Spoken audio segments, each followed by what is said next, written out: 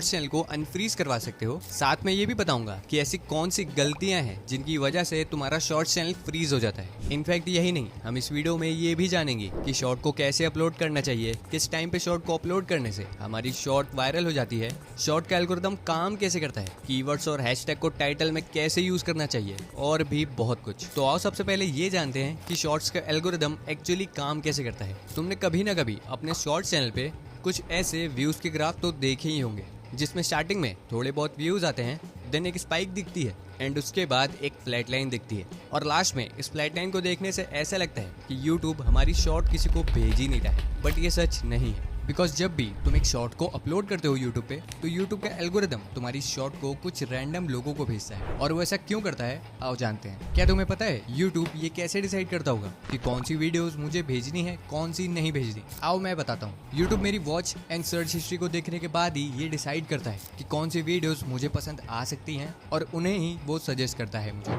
और ऐसे ही एल्गोरिदम तुम्हारी शॉर्ट की कोर ऑडियंस को फाइंड करने के लिए उन रैंडम लोगों की वॉच एंड सर्च हिस्ट्री को भी चेक करता है। आओ इसे एग्जाम्पल से समझते हैं। मान लो एक एक्स पर्सन ने अपनी फर्स्ट गेमिंग शॉट को अपलोड किया एंड YouTube के एल्गोरिदम ने शॉट की ऑडियंस को फाइंड करने के लिए उसे इन 4 पर्सन्स को भेजा, जिसमें से पर्सन ए जो बस कुकिंग से रिलेटेड वीडियोस देखता था, पर्सन बी जो बस न्यूज से रिलेटेड वीडियोस देखता था, पर्सन सी जो बस फाइनेंस से रिलेटेड वीडियोस देखता था एंड पर्सन डी जो एक हार्डकोर गेमर था और गेमिंग से रिलेटेड वीडियोस देखता था। अब एल्गोरिदम ने जैसे ही पर्सन एक्स की शॉट को पर्सन ए को भेजा तो पर्सन ए ने 1 सेकंड के अंदर उस शॉट को स्वाइप अप कर दिया। अब एल्गोरिदम को ये साफ पता चल चुका था कि ये शॉट कुकिंग से रिलेटेड नहीं है, वरना पर्सन ए इसे स्वाइप अप ना करता। इसीलिए एल्गोरिदम अगली बार इस शॉट को पर्सन बी को भेजता है एंड अगेन पर्सन बी भी इस शॉट को स्वाइप अप कर देता है, बिकॉज ऑफ कोर्स ये शॉट न्यूज से रिलेटेड भी नहीं थी। एंड अगेन एल्गोरिदम को पता चल चुका है कि ये शॉट ना ही कुकिंग से रिलेटेड है और ना ही न्यूज से रिलेटेड। इसीलिए एल्गोरिदम ये सेम प्रोसेस तब तक करता है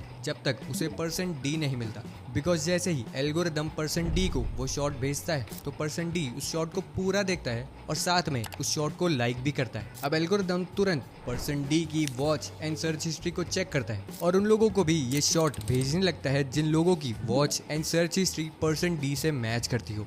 अब अगर तुम अपने शॉट के इंप्रेशन वाले ग्राफ को देखोगे तो ओवरऑल ये ग्राफ फ्लैट ही दिखेगा, बट अगर तुम यहाँ लास्ट 7 डेज वाला फिल्टर लगा के देखोगे तो तुम्हें यहाँ साफ दिखेगा कि YouTube तुम्हारे शॉर्ट के इंप्रेशंस को भेज रहा है, बट वो थोड़ा स्लो हो गया है बिकॉज यहाँ YouTube का एल्गोरिदम तुम्हारी शॉर्ट की ऑडियंस को फाइंड कर रहा है। इसीलिए तुम्हारी मोस्ट व्यूड वाली शॉर्ट का ग्राफ कुछ ऐसा दिखता है, बिकॉज जैसे ही एल्गोरिदम तुम्हारी शॉर्ट की ऑडियंस को फाइंड कर लेता है तो वो इंप्रेशन काउंट को बढ़ा देता है, just like your viral shot. But अगर तुम इस सीक्रेट ट्रिक को सही से यूज करोगे तो एल्गोरिदम तुम्हारी कोर ऑडियंस को फाइंड करने में बिल्कुल भी टाइम नहीं लगाने वाला। और वो कौन सी सीक्रेट ट्रिक है उससे जानने से पहले हमें ये जानना पड़ेगा कि वो कौन सी गलतियां हैं जिनकी वजह से तुम्हारी शॉर्ट का व्यूड इतना कम है। मैंने बहुत सारी वायरल शॉर्ट्स को देखा और मुझे उन सब में एक चीज कॉमन मिली। मैं तुम्हें यहाँ प्ले करके तो नहीं दिखा सकता, बट जो चीज मुझे सब में कॉमन मिली वो थी इन 3 टाइप्स के हुक, जिसमें फर्स्ट नंबर पे आता है शॉर्ट का थंबनेल, सेकंड पे आता है शॉर्ट का टाइटल,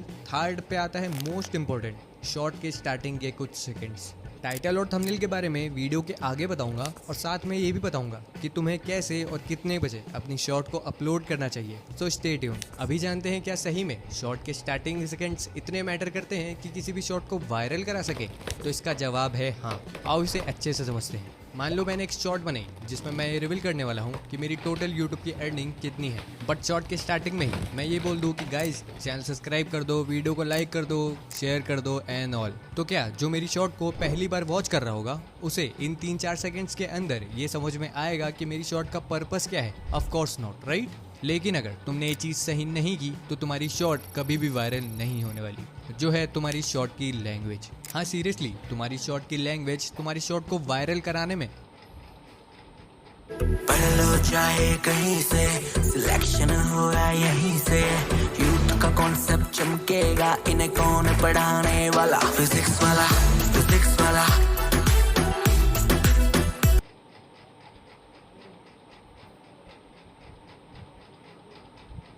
बहुत बड़ा रोल प्ले करती है। इमेजिन करो मैंने एक वीडियो बनाई हो जो सिर्फ इंडिया में रहने वाले लोगों के लिए हो, लेकिन उस वीडियो को मैंने स्पेनिश में रिकॉर्ड किया हो, तो क्या उस वीडियो को 100% इंडियंस देख पाएंगे? Of course not, right? इसीलिए कोई भी वीडियो बनाने से पहले ये जरूर जान लेना कि उस वीडियो की एक्चुअल ऑडियंस कहाँ की होने वाली है। लेकिन भाई हम ये पता कैसे करें कि हमारी मैक्सिमम ऑडियंस कहाँ की है? आओ मैं बताता हूँ। इसके लिए सिंपली अपना YT स्टूडियो ऐप ओपन करो एंड इस एनालिटिक्स वाले ऑप्शन पे क्लिक कर दो। देन इस ऑडियंस वाले ऑप्शन पे क्लिक कर दो।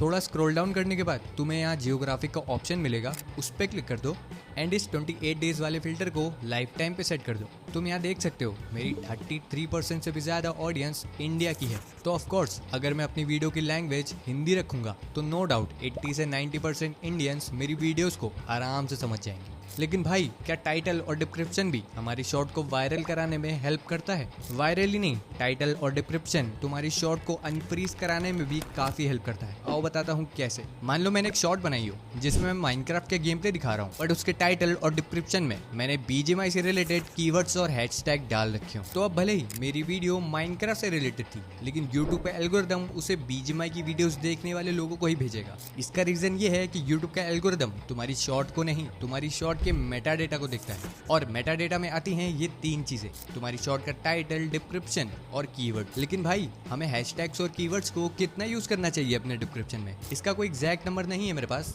बट मैं अपने एक्सपीरियंस से बताऊं तो तुम्हें 10 से 15 हैशटैग्स और 20 से 25 कीवर्ड्स का यूज तो करना ही चाहिए अपने डिस्क्रिप्शन में। और भाई टाइटल में कितने यूज करूं? टाइटल में मैं सजेस्ट करूंगा कि तुम 5 से ज्यादा हैशटैग्स का यूज मत करो, बिकॉज ज्यादा हैशटैग्स यूज करने से एल्गोरिदम भी कंफ्यूज हो जाता है कि तुम किस हैशटैग को टारगेट करना चाहते हो। दैट्स वाई मैं सजेस्ट नहीं करूंगा कि